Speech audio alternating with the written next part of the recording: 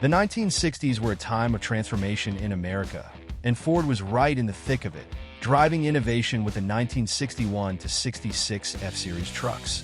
From the moment these models hit the streets, they showcased bold changes that would forever shape the pickup truck world. But not without a few bumps along the way. The big news in 1961 was Ford's introduction of the optional Unibody design for its F-Series lineup.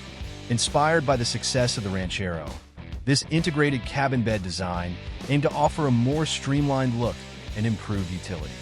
While it was innovative, the Unibody concept didn't quite hit the mark with consumers. Reports of structural issues, such as doors unexpectedly sticking or popping open, spooked buyers. Despite the rarity of such incidents, truck enthusiasts largely preferred the tried-and-true separate cab and bed setup, leading Ford to phase out the Unibody for the traditional style side and flare side designs in later years. For 1961, if you opted for a 2WD style side bed on an F100 or F250, the Unibody was your only option.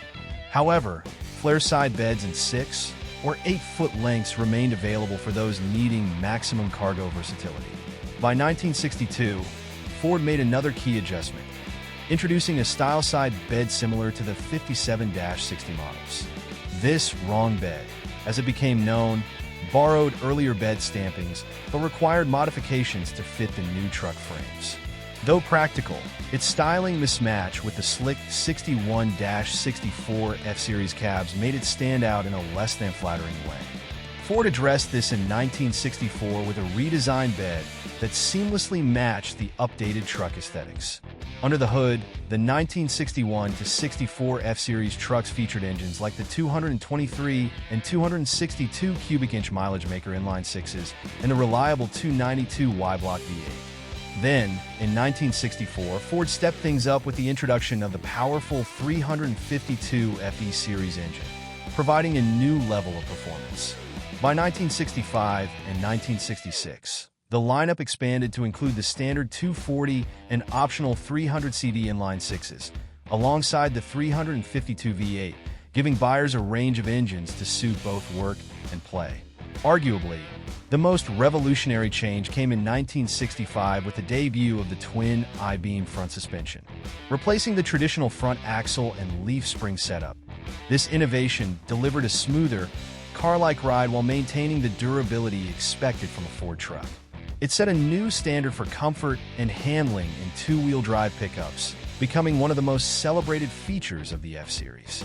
The design of the F-Series during these years also reflected the space-age influences of the time, ditching the tail fins of the 50s and embracing a more streamlined, modern look. These trucks were durable, capable, and versatile, qualities that resonated with Americans as they navigated a rapidly changing world. Whether hauling goods, working the farm, or serving as a family vehicle, the 1961 to 66 F-Series proved its worth in countless ways. These years marked a transition period, not just for Ford, but for the pickup truck market as a whole. While the Unibody experiment may not have been a roaring success, it demonstrated Ford's willingness to push boundaries and innovate. Coupled with the introduction of the twin I-beam suspension, these models laid the groundwork for the F-Series' continued dominance in the truck world.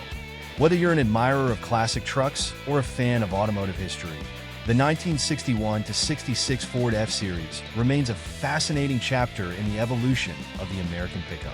If you're lucky enough to see one at a car show or on the road today, remember its story. It's a tale of bold ideas, lessons learned, and the enduring pursuit of excellence. Be sure to subscribe to our channel for more deep dives into automotive history and stay ahead of the curve with daily updates on the coolest vehicles and innovations in the car world.